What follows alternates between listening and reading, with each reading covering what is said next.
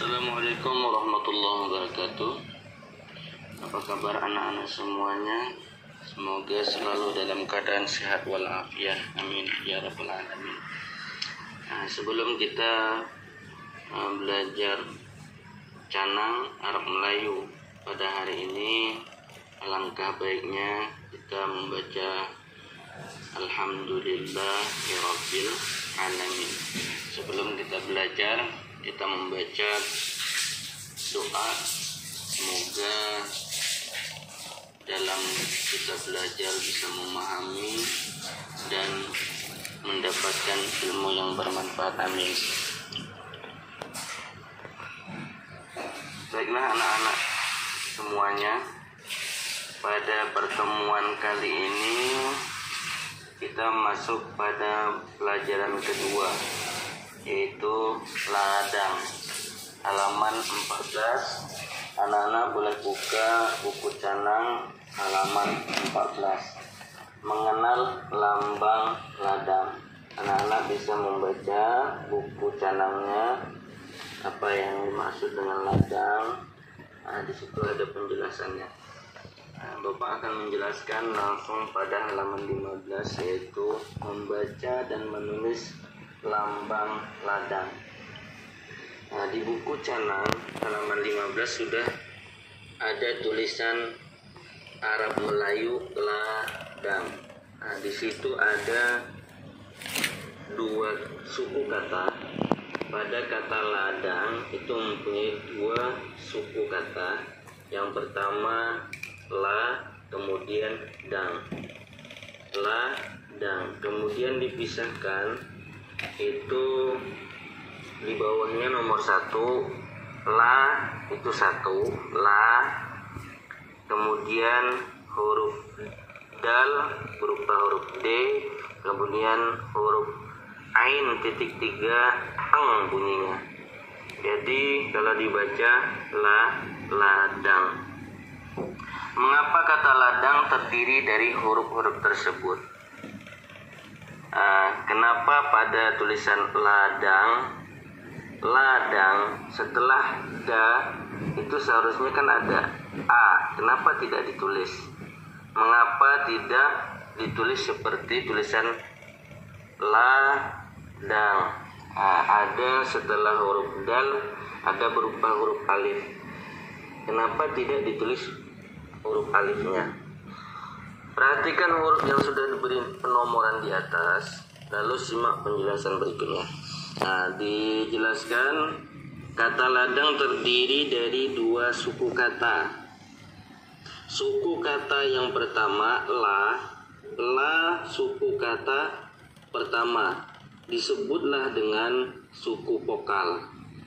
Kenapa? Karena berakhir dengan huruf vokal a. Hurufnya hidup, la, tidak mati, maka disebutlah suku kata vokal. Kemudian yang kedua, suku kedua dang disebut dengan suku konsonan. Kenapa disebut dengan konsonan? Karena berakhir dengan huruf konsonan eng, mati dia. Maka dinamakanlah dengan suku konsonan. Setiap suku konsonan pada suku kata kedua alifnya tidak ditulis. Itu kaidahnya, alifnya tidak ditulis. Maka ditulislah lam disambung dengan alif, kemudian dal langsung huruf ain titik. Alifnya dihilangkan karena dang itu merupakan huruf konsonan. Ketentuan penulisan kata yang terdiri dari dua suku kata. Huruf A dengan saksi huruf alif. Huruf A di Arab Melayunya adalah berupa alif. Suku kata yang berbunyi A dengan saksi alif A, ada yang ditulis, ada pula yang tidak.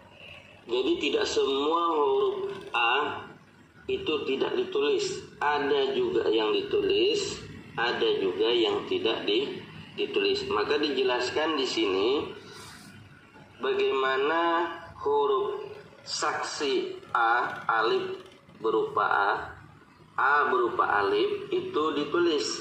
Yang pertama 1. Suku kata pertama berupa suku vokal. Jadi setiap suku kata vokal, kalau ada suku kata berupa saksi huruf alif, maka alifnya ditulis berupa suku vokal. Ya, contohnya di bawah. Nyata di situ yang berupa suku kata vokal itu adalah nya yang pertama ya. Suku kata pertamanya itu vokal karena hidupnya, maka ditulislah alifnya, nya panjang. Kemudian ta. Kemudian yang kedua contohnya sa ditulis tu. Kali.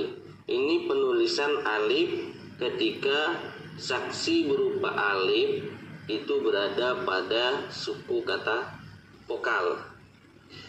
Yang kedua, alif ditulis apabila suku kata kedua yang diawali huruf W, baik suku vokal maupun suku konsonan.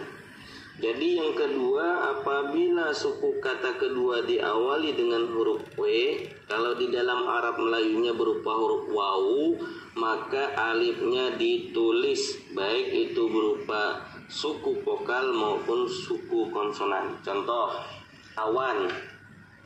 Awan itu ada dua suku kata. Suku kata pertama adalah A, yang kedua adalah wan.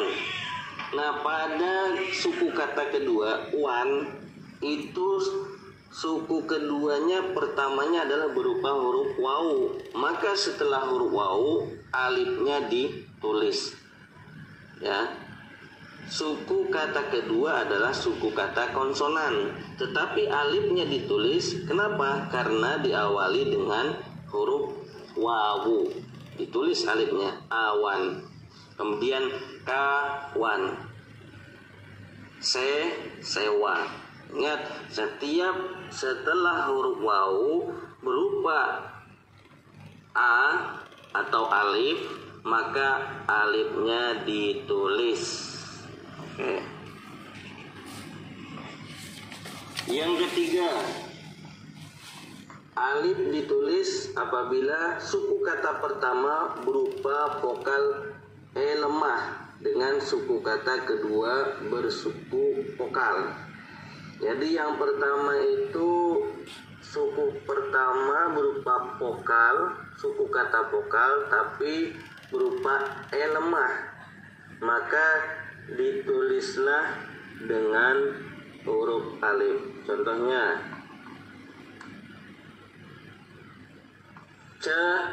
celah.